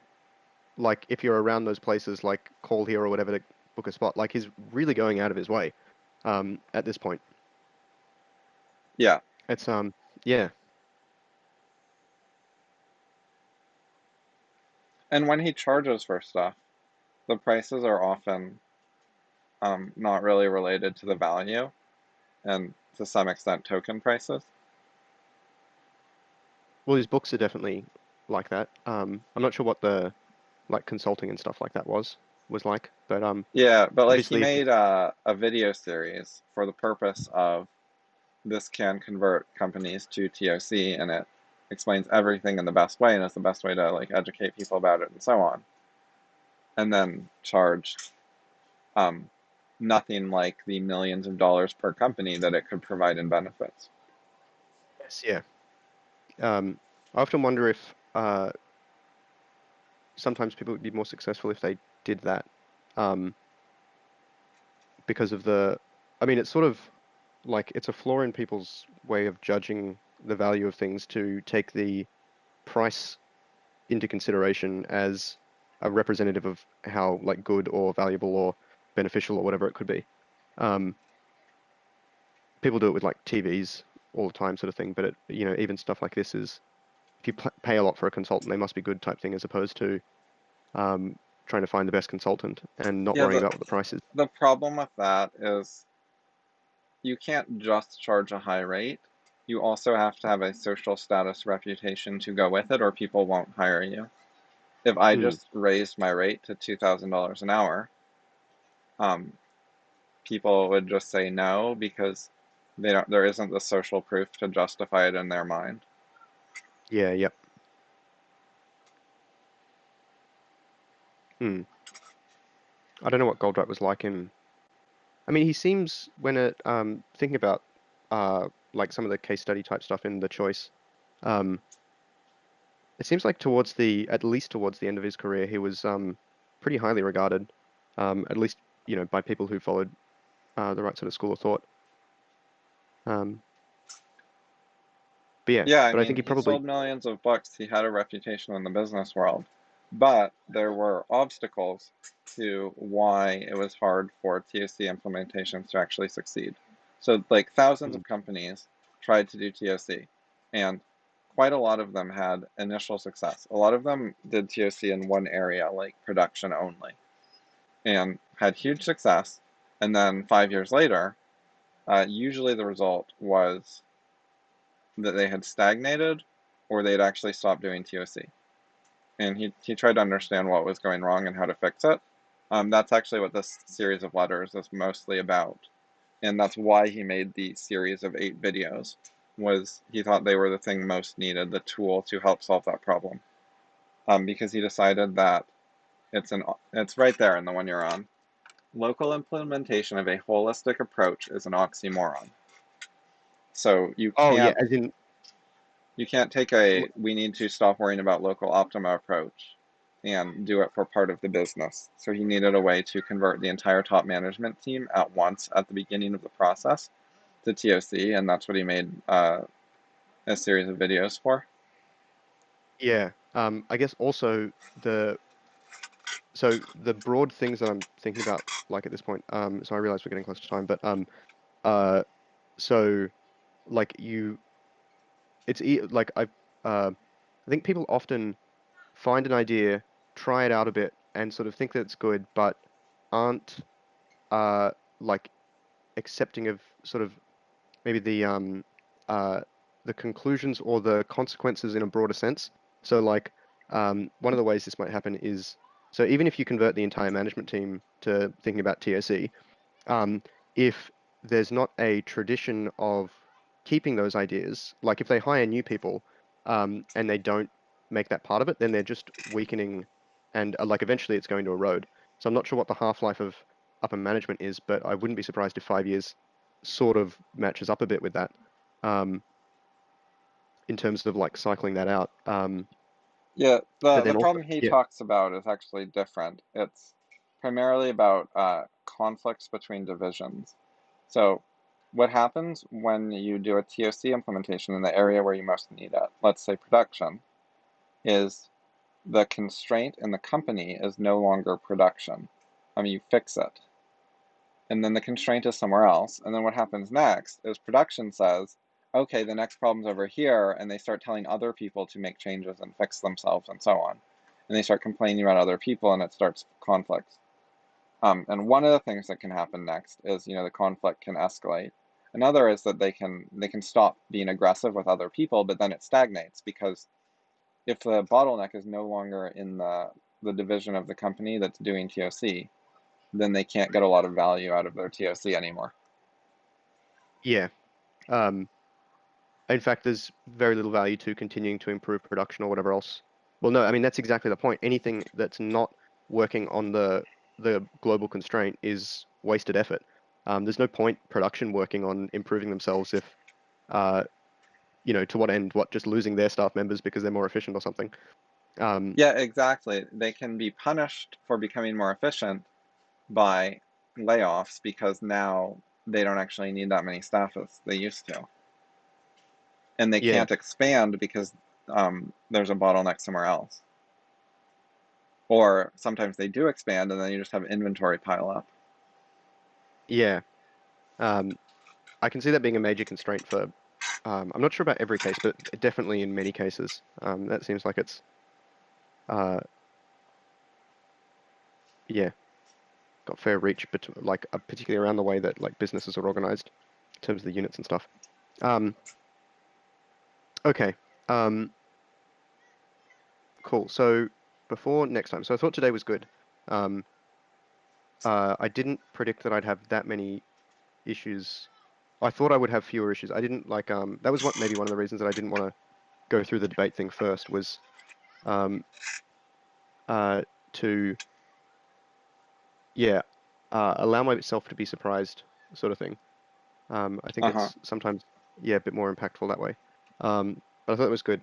I've got grammar stuff to go on with, uh, text analysis if I want to do that. I was actually thinking about with the parenting stuff, doing some text analysis of TOC things, in terms of like idea trees about, sorry, not TOC, TCS.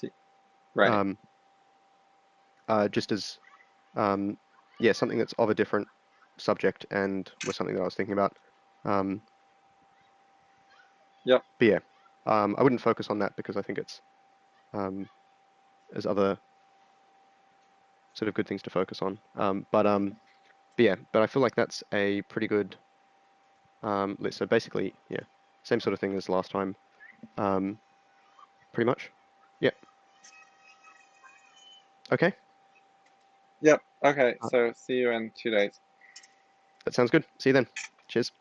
Bye.